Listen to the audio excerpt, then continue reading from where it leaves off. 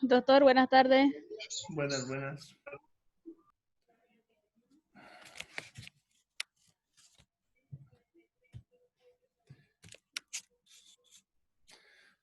Bien, buenas tardes a todos, chicos y chicas, ¿cómo están? Bien, vamos a continuar entonces donde nos quedamos ayer. Ayer estábamos viendo las drogas que se usan en anestesia. Ayer se me cortó cuando estaba explicando.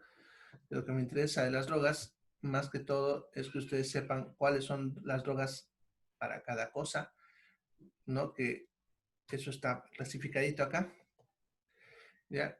Y las características especiales que puede tener. Doctor, disculpe que le corte. Colgó 2 libros de apoyo. El segundo no me aparece. ¿Cuál es? ¿Anestesia clínica? El de... Sí, ese, doctor. Bueno, lo voy a probar, ¿ya? Ya, gracias. Ya. Va a disculpar. Ya no hay problema. Bien, entonces, como decía, más que todo necesito que sepan para qué sirven, así a la rápida, y alguna característica especial que tenga cada uno. Por eso aquí no estamos hablando mucho de su farmacología. Como pueden ver, no hablo de efectos adversos y otras cosas, que eso ya lo vimos cuando vieron farmacología. Muchas de las drogas ya lo hemos visto cuando vimos farmacología, así que no vamos a hablar de eso, no nos va a contar efectos adversos, ni indicaciones, ni contraindicaciones. Solamente para qué sirve, ¿no? Por ejemplo, si es hipnótico, ¿no? Si es un analgésico y si necesita, por ejemplo, refrigeración o no. Esas características que es necesario que ustedes manejen ahí en quirófano. ¿Ya? Bien, nos habíamos quedado viendo las drogas de reversión. Son las drogas que se usan para neutralizar el efecto de las otras drogas que recibió el paciente. ¿Ya? Por ejemplo, la neostigmina la vamos a usar para neutralizar el efecto relajante muscular que tienen los relajantes musculares. Acuérdense que nos había dicho que el paciente, cuando se le coloca relajantes musculares, él va a dejar de respirar porque para respirar necesitamos músculos. Entonces, cuando le ponemos relajante muscular al paciente, lo intubamos para hacerlo respirar con la máquina. ¿Ya? Cuando nosotros ya terminamos la cirugía y queremos que él empiece a respirar por sí mismo y vaya dejando la máquina, entonces, para neutralizar el efecto de esa droga que le colocamos, le vamos a colocar neostigmina. ¿Ya? Le colocamos eso y entonces de a poquito él va a empezar a respirar por sí mismo y va a empezar a dejar la máquina. ¿Ya? Ahora, la neostigmina tiene un problemita que cuando se coloca, realmente suele producir bradicardia. Y eso ya les había mencionado cuando hablamos ayer en cuanto a la atropina. La neostigmina se usa mezclado con la atropina para contrarrestar ese efecto de bradicardia que puede producir la neostigmina. ¿Ya? Entonces se suele mezclar en una sola jeringa la atropina y la neostigmina y se van pasando lento. ¿Ya? No se olviden que debe ser también diluido. Yo generalmente les suelo recomendar que coloquen en una jeringa de 20 la ampolla de neostimina, la ampolla de atropina, y de ahí la aumente en solución fisiológica hasta llenar la jeringa de 20. Y lo van a pasar lentamente, por lo menos en unos 10 minutos. Bien, la otra sería la naloxona. A ver qué pasa acá. Sí. Bien, la naloxona, entonces, es un antagonista de algunos narcóticos, de los que hemos estado usando, o para los que hemos estado anteriormente, ya que producen que el paciente quede dormido, como el propofol, lo que es el tiopental, etcétera, ¿no? Es de los que están como narcóticos más arriba, ¿ya? Lo usamos, uno, para revertir ese efecto depresor sobre la conciencia que tiene y el paciente entonces empiece a respirar, perdón, a despertar y a respirar, ¿no? Porque generalmente su respiración se suele tornar irregular cuando el paciente está con estas drogas. También puede ser para contrarrestar el efecto adverso que tiene, que se produce las náuseas, y cuando a veces el paciente suele tener temblores y escalofríos cuando se coloca anestesia peridural. Sirven para eso, pero más que todo lo vamos a usar para esto, para revertir el efecto de hipnosis que producen este tipo de drogas.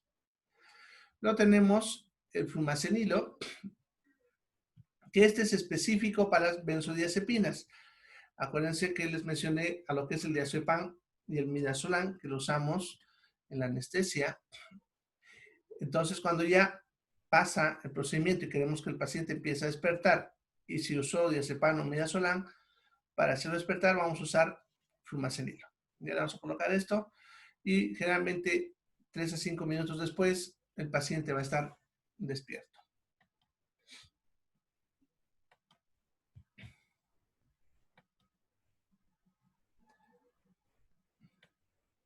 Ya.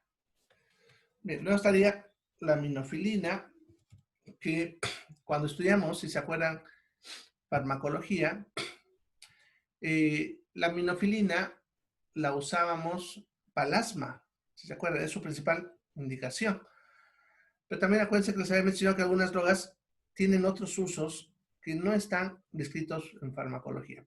Y la minofilina se usa en anestesia, no para el problema de broncoespasmo, sino para contrarrestar ese efecto depresor que tiene sobre la aspiración el diazepam y el midazolam. Es cuando se coloca diazepam o midazolam, el paciente empieza a respirar de forma muy dificultosa, de forma irregular, se va volviendo bradipnea, o sea, respira más lento, y para contrarrestar ese efecto le vamos a colocar aminofilina. Claro que también en quirófano podemos usarlo para crisis asmáticas, porque puede que le dé en quirófano, pero en este caso estamos hablando para ese efecto que contrarresta esas drogas. Bien, luego tendríamos los anestésicos locales, como la lidocaína, que lo vamos a usar en diferentes concentraciones. 1 y 2% viene para inyectable, para usar por vía de infiltración en los tejidos, ya como anestésico. Pero también podemos usar el del 2% por vía endovenosa como antiarrítmico en algunos pacientes que sufren algún tipo de arritmia, la que se usa la lidocaína. Al 5% solamente viene en jaleas, spray o crema. Incluso hay una que viene al 4%. ¿Ya? Esas realmente se usan de forma tópica en las mucosas cuando se van a hacer intervenciones, ¿no? Por ejemplo, si se va a colocar un endoscopio, entonces le ponemos con spray, se vamos a colocar una sonda, pongámosle una sonda uretral para que orine por la sonda, y entonces le vamos a colocar en gel en la uretra para poder poner la sonda, ¿ya? Bien, la bupivacaína. Bien, este anestésico ya se lo suele usar combinado o no con la lidocaína para anestesia local, pero se usan también para lo que es la anestesia peridural o la raquidia, ¿ya? Se suelen combinar las dos para combinar los efectos de tiempo, ya que la lidocaína suele durar de 45 a 60 minutos, pero tiene un efecto rápido, superior latencia. ¿Se acuerdan cuando hablamos sobre el efecto de los anestésicos locales?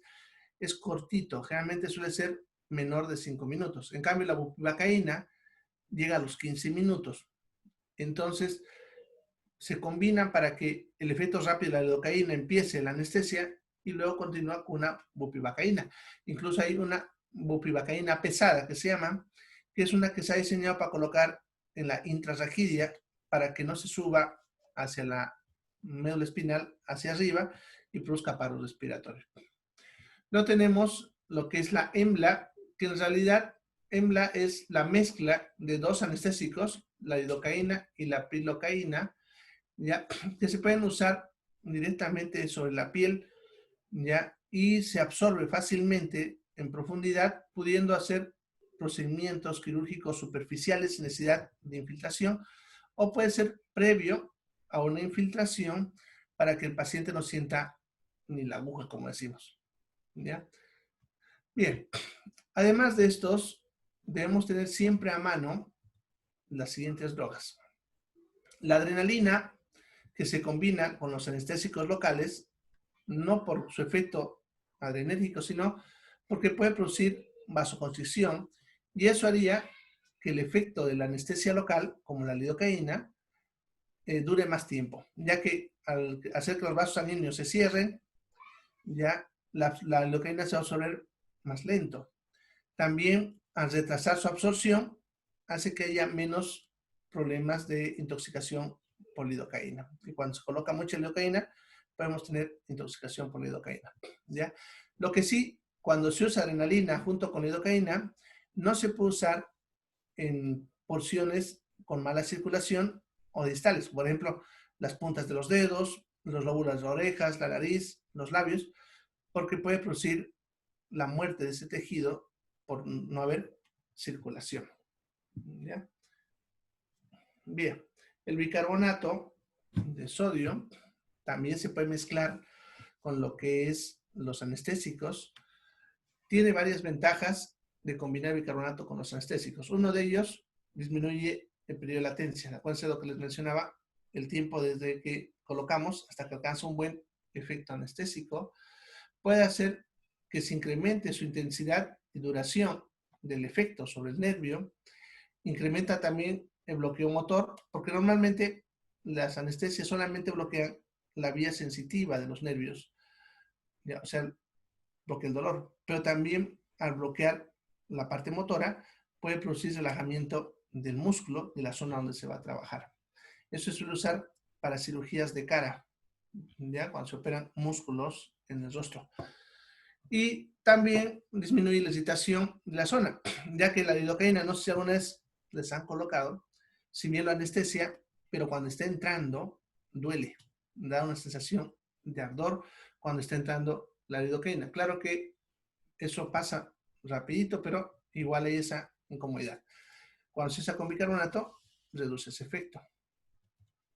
Se pueden usar clonidina y narcóticos junto con los anestésicos locales para pues hacer que el paciente quede, podemos decir, dormido, y así también pueda tolerar la cirugía, y además mejora la potencia analgésica del anestésico. Y la hialuronidasa, que es una enzima que lo que hace es atacar al colágeno de donde se está colocando, haciendo que se separen las células, y eso hace que cuando se está colocando el medicamento se esparza más rápidamente en la zona y por lo tanto incremente su efecto y su rapidez. Ya se debe manejar con cuidado porque puede producir también muerte del tejido.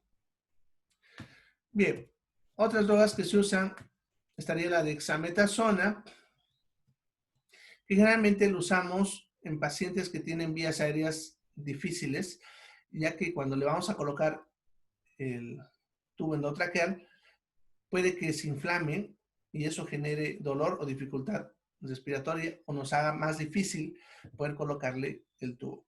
El laringoespasmo, que es cuando se cierra la laringe y la tráquea, cuando al paciente se está tratando de hacer un procedimiento o cuando se le saca el tubo, es lo que se refiere ahí, cuando está estubado, ya que como estuvo mucho tiempo a veces el tubo ahí adentro y eso inflamó la mucosa, al sacarlo puede que se cierre y le cueste respirar. Entonces le vamos a colocar dexametasona para evitar eso. Si ha sufrido paro cardíaco, le vamos a colocar eso para evitar que el cerebro no se hinche y favorece el efecto analgésico, ya que bloquea lo que es el proceso inflamatorio que está ocurriendo en una zona. Acuérdense que les mencionaba ayer que los anestésicos locales no funcionan muy bien cuando el tejido está inflamado. Entonces, si coloco con dexametasona, al reducir esa inflamación, el efecto del anestésico mejorará. Bien, en cuanto a la lidocaína, aparte de lo que es como anestésico, se usa para muchas otras cosas, ¿no? Como están viendo, por ejemplo, para colocar el tubo endotraqueal, ¿no? Para que disminuya un poquito la presión que se genera cuando hacemos con laringoscopio, ya, para disminuir, perdón, la presión de fasciculaciones, que son temblores finos que pasan en el cuerpo cuando se coloca la succinilcolina. ¿Se acuerdan? Este es un relajante muscular. Entonces, cuando está colocando esto, el paciente tiene unos temblores finitos, ya como si estuviese sacudiéndose todo el cuerpo, y eso puede asustar al paciente. Ya durante la inducción podemos usarlo tanto para inducción como para mantenimiento cuando hacemos anestesia general. ¿Ya? ¿Para qué? Para las arritmias. Acuérdense que les decía que la lidocaína es un antiarrítmico. ¿Ya? Bien, también cuando estamos en la fase de inmersión, cuando el paciente está despertando, cuando ya le hemos colocado para la neostimina, para bloquear el efecto del relajante muscular, ya como el paciente está con tubo y va a empezar a respirar solo, y normalmente no le sacamos el tubo hasta que respire bien solo, porque si lo sacamos antes, puede que falle su respiración y tengamos que intubar de nuevo. El problema es que el paciente en este punto está poniéndose consciente y va a estar muy incómodo con el tubo y se puede lastimar, incluso hasta se lo puede sacar. Entonces, para evitar eso, le colocamos lidocaína estando todavía con el tubo para que reduzca esa incomodidad y tolere el tubo hasta que lo saquemos. Ya después de haber sacado el tubo para aliviar el laringoespasmo debido a lo que hemos retirado el tubo. Ya. Bueno, y también se usa, como están viendo, con el propofol y el diazepam, ya para reducir esa sensación de ardor, ¿no? Cuando se coloca esas por vía endovenosa. Pero aquí la dosis debe ser bien controladita porque también tiene sus efectos cardíacos, ¿no? Bueno, y por último, la clonidina, que se acuerdan es un antihipertensivo cuando estudiamos farmacología, pero se usa para muchas otras cosas. La clonidina, asociado a los halogenados, ya, como el alotano, por ejemplo, ya aumenta su potencia. Por lo tanto, favorece el efecto de la anestesia general y ya podemos reducir un poquito la dosis del anestésico. También hace lo mismo con los anestésicos locales, ¿ya? También los potencia y por lo tanto van a durar un poco más de tiempo y mejora su efecto. Después del postoperatorio o postquirúrgico, ayuda a ser analgésico y sedante, y para eso podemos combinarlo con otras drogas o solo, ya para que pueda tolerar el postoperatorio inmediato. Ya. Bueno, para el temblor, cuando se está usando anestesia peridural, como les mencioné hace ratito, eso generalmente es incómodo para el paciente, entonces ayuda a reducir esos síntomas. Bueno, y por último, cuando estamos, esto de aquí que dice USPA, es la unidad de cuidados post-anestésicos, lo que comúnmente solo decimos recuperación, ¿no? La sala de recuperación es el UCPA, la unidad de cuidados post-anestésicos. Ya, en pacientes que son alcohólicos o tienen antecedentes de ser alcohólicos y cuando están saliendo de la anestesia generalmente pueden entrar con un síndrome de abstinencia que los va a fatigar bastante, ¿no? Entonces podemos darle esta droga para reducir ese efecto. Bien, entonces esas serían todas las drogas que usamos en anestesia. Si ustedes ven de repente alguna otra droga en quirófano, eso ya depende de las características propias de cada paciente. Bien, vamos a ver hoy ahora los equipos e implementos que usamos en anestesia. Ya, primero, es bueno que conozcan lo que es el aparato de anestesia. Es un carrito, fíjense, aparato de anestesia, que tiene diferentes componentes. Más adelante lo voy a ir mencionando, pero aquí en forma rápida, ahí vamos a reducir para poder ver enterito. Ahí. Bien, entonces, en sí, el carro anestésico es lo que están viendo ahí. Ya, el carro anestésico es ese. Y aquí tenemos dos componentes principales. Esta parte, esta zona de acá, esto, os voy a marcar, eso es la máquina de anestesia. ¿Ya? Lo que pasa es que viene uno solo todo ahí. Es la máquina de anestesia. Esta otra parte de acá, que ven un ladito con las mangueras, es el sistema anestésico. Entonces, más adelante, cuando vean lo que voy a ir mostrándoles, describo esas dos partes por separado. Y esta otra parte que ven aquí arriba son los monitores que tiene. Incluso, a veces cuando estamos más monitores, justamente por eso, vean que la parte superior es plana, porque acá nosotros ponemos monitores también. Ya es por eso justamente que es así, porque ahí podemos poner otros monitores si se necesitan. ¿Ya? En la parte inferior, esto de acá, simplemente son un gavetero, puede haber de varios cajones, aquí de dos nomás, donde ponemos a veces los medicamentos, herramientas, ¿no? Para que use el anestesista, las jeringas, el equipo de reanimación, etcétera, ¿ya? Entonces, este es un carrito anestésico completo, ¿ya? Estas piezas se pueden cambiar dependiendo del anestésico que se use, ¿ya? Aquí, ya lo voy a adelantar para mostrarles aquí, pero más adelante lo voy a mostrar. Esta zona de acá son los flujómetros, son los que se usan para medir los gases. Esto se cambia dependiendo del anestésico, ¿ya? Estas piezas, por eso ven, tienen al ladito como una manijita. Esto se saca, ¿ya? Si yo cambio de anestésico, vámonos que voy a usar alotano y ahora quiero usar isoflorano, esta pieza se cambia. Ya no es la misma, tiene para cambiar. Ya, lo mismo, estos dos que ven acá son los vaporizadores del anestésico. También son específicos de cada anestésico. Ya aquí, por ejemplo, tiene para dos, no veo bien, pero creo que uno dice isoflorano. Entonces, si yo necesito otro anestésico, tengo que cambiar también el vaporizador. ¿Ya? Entonces, estos modelos vienen con diferentes cositos y el anestesista lo cambia ya según el anestésico que va a usar. Entonces, esas piezas son móviles, por si acaso. ¿Ya? Bien. Vamos a ir viendo entonces cada uno. Ya saben dónde se encuentra más o menos. Vamos a ir viendo en qué consiste. Bien, primero tenemos en la máquina de anestesia los flujómetros. Los flujómetros son donde se mide la cantidad del gas que está entrando, ¿ya? Y tienen siempre como mínimo 3 gases, como mínimo, ¿ya? Tiene como mínimo, como están viendo, oxígeno, óxido nitroso y aire. Digo que lo voy a poner mejor completo porque no moleste. Ya, es que esa manchita negra no deja ver.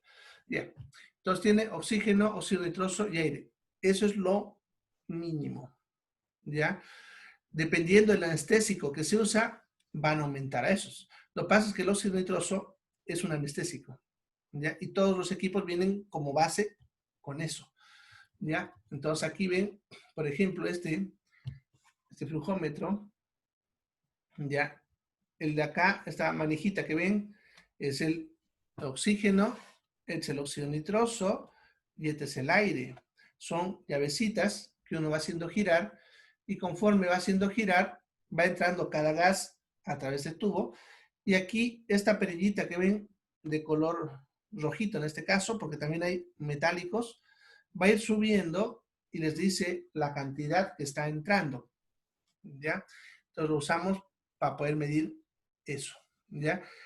Si va a usar otro anestésico, va a haber seguro que cambiarlo y en el otro va a venir otro acá o al centro en vez del óxido nitroso viene el que se va a usar como el halotano, por decirlo, ¿ya? Entonces, el flujómetro sirve para medir la cantidad del gas que está entrando a través de la máquina de anestesia. Luego tenemos los vaporizadores, que eso se usa para la anestesia general. Aquí se colocan los anestésicos. Es lo que decía Rato también, que se cambia. En esta imagen, por ejemplo, están viendo dos de sevoflurano y de isoflurano, ¿no? Ya, aquí, esta cosita que ven acá es una tapita que se destapa y por ahí se coloca el anestésico, ¿ya? Porque el anestésico viene en frasquitos de vidrio, por ahí lo vamos a vaciar y lo vamos a tapar, ¿ya? Suelen tener su medidor. En este no lo veo, pero bueno, de repente está acá atrás, ¿ya? Pero suele tener aquí un ladito, un nivel donde se ve hasta dónde está el anestésico, ¿ya? Y esta parte de aquí arriba que ven es donde se regula la cantidad de anestésico que se quiere ir vaporizando, ir mezclando con los gases, ¿ya? Bien. Eso, por ejemplo, como están viendo, es específico para el anestésico, no pueden cambiarlo. O sea, si ustedes tienen anotando, no pueden poner eso en donde dice sevoflurano. Ya son específicos para cada anestésico. Y luego tenemos los manómetros de presión, que ahí no le he puesto imagen, pero están acá donde están los flujómetros. Ya son esto que ven aquí abajito. ¿Ya? Los manómetros de presión miden la presión del gas, ¿ya? Al mismo tiempo, nos ayudan a saber si es que estamos recibiendo de tubo, si el tubo se está vaciando. Porque un tubo, mientras tenga una buena cantidad, va a mantener una buena presión. Pero si se está acabando, su presión empieza a bajar, ¿ya? Eso significa que el gas va a empezar a faltar. Entonces, pues necesitamos tener los manómetros y hay que ver que siempre estén en el área verde, ¿ya? Porque van a ir moviéndose y conforme la presión va cayendo, va a llegar a un punto que es un área rojita y eso nos dice que el gas está con muy baja presión y la máquina no va a poder recibirlo y por lo tanto va a empezar a faltar ese gas. Y siempre tenemos que preocuparnos principalmente por el oxígeno. Esos son los manómetros de presión. ¿Ya? Luego está una válvula de flujo rápido o de oxígeno flush, que también le llaman algunos. ¿Ya?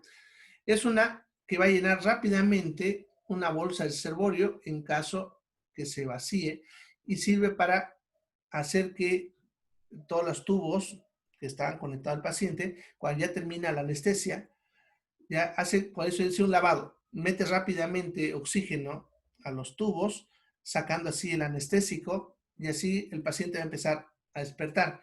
Ya es una valvulita en realidad, a veces es un botón que se encuentra a un ladito o abajo en lo que es la mesa. En este caso es esto que ven acá, esta válvula.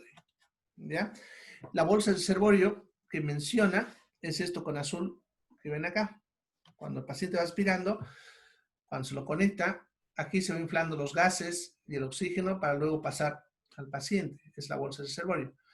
Entonces, cuando a veces el paciente hace una respiración profunda, se vacía y ahí necesitamos rápidamente ponerle oxígeno.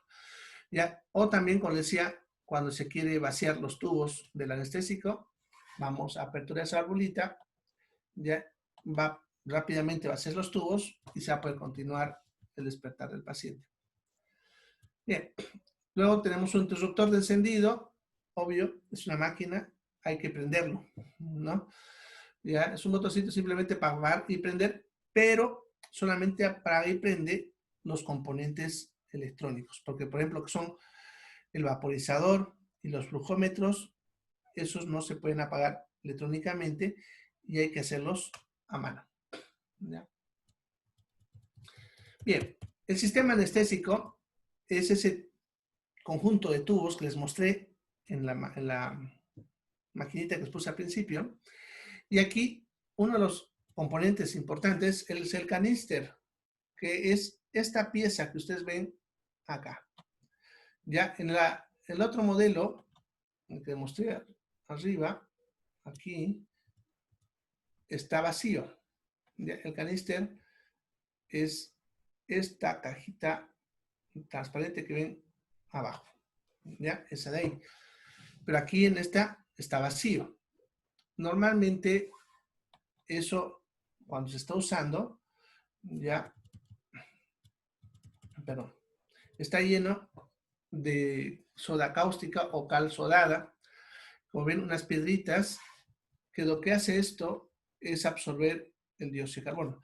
Cuando el paciente respira, a veces tenemos que mantener un circuito continuo, en el cual el mismo aire que el paciente respira va a volver a entrar. Eso es para que ahorremos el anestésico, ¿ya? Y el paciente mantenga un mejor control de la cantidad del anestésico que está respirando. ¿Ya? Entonces, como el aire que está respirando es el mismo que el bota, necesitamos eliminar el dióxido de carbono para que no se termine intoxicando con el dióxido de carbono, ¿no? Y es lo que hace el absorbedor de dióxido de carbono o caníster. Normalmente, cuando es nuevito, es así como en la foto, blanco. Pero conforme se va usando, va cada vez reduciendo su potencia y va a ir cambiando de color hacia un azul violeta. ¿Ya? Más o menos del color que ustedes ven aquí abajo en el fondo. ¿Ya? Ese color va a ir cambiando desde abajo hacia arriba. ¿Ya? Entonces, hay un límite donde nosotros vemos que hay que cambiarlo. Aquí, por ejemplo, miren, aquí está la línea. Entonces, aquí abajo se va tiñendo fuertemente y aquí más clarito. Cuando hasta esa línea alcanza un tono fuerte, aun cuando arriba esté más clarito, se cambia la soda cáustica, o sea, la cal sodada, se la saca y se vuelve a poner otra nueva. ¿Ya? Entonces, es un equipo, una parte del equipo, perdón, que siempre ustedes tienen que estar verificando que esté en buenas condiciones, ya para que el paciente pueda respirar bien. Luego estarían las mangueras anestésicas, que dependiendo del tipo de anestesia, el anestesista va a escoger varios modelos. Hay varios modelos. Ya cada uno tiene sus características propias, pero generalmente depende mucho de la experiencia de trabajo que tenga el anestesista. Ya no vamos a profundizar mucho en esa parte, pero les voy a mostrar por lo menos para que conozcan los sistemas y así sepan reconocerlos cuando el anestesista se los pide. Ya tenemos los sistemas circulares que característicamente son de esta manera. Ya tienen, como ven, una entrada y una salida, que eso es indistinto. Esta manguera va a ir y aquí, como ven, llega acá, entra. Esto es lo que se conecta al paciente, ya sea al tubo o a la máscara. Entonces el aire, podemos ir, llega por acá hacia el paciente, ¿no? Y luego cuando el paciente expira, sale por acá mismo. Ya tiene un sistema de válvulas para que el aire siga una dirección. Ese es circular. Entonces el aire mismo entra y sale del paciente. ¿Ya? Hay diferentes modelos dependiendo del tipo de paciente y los clasificamos en dos grupos, mangueras largas y cortas. Las largas son para las personas que pesan más de 30 kilos, o sea, niños grandecitos y adultos. Y las cortas son para los que pesan menos de 20 a 30 kilos, que son los niños. ¿Ya? Bien. Luego están los sistemas lineales. Aquí tenemos el sistema MERA-F, que casi no lo usamos, pero es parecido al sistema circular, ¿ya? Pero conectado al absorbedor que hemos visto hace ratito, al que les mostré, el absorbedor de dióxido de carbono. Tenemos el sistema Evain, que en realidad también es un sistema circular, pero la diferencia es que la manguera, fíjense, parece que es una sola, pero en realidad son dos mangueras, una dentro de otra. A eso se refiere con concéntricas. Ustedes están viendo ahí, la manguera verde está dentro de una transparente. Hace el mismo sistema, solamente que por lo que es por fuera, el aire va a entrar al paciente y cuando él bote y exhale, va a volver por el otro, por el que está con color verdecito. ¿Ya? Este generalmente ya lo vamos a usar más que todo en niños. ¿Ya? Luego está Jackson Pratt, también se usa para niños, ¿ya? Que es otro sistema también que no usa el absorbedor, pero que viene conectado a lo que es la bolsa reservoria. ¿Ya? Bien, esos serían los sistemas de mangueras.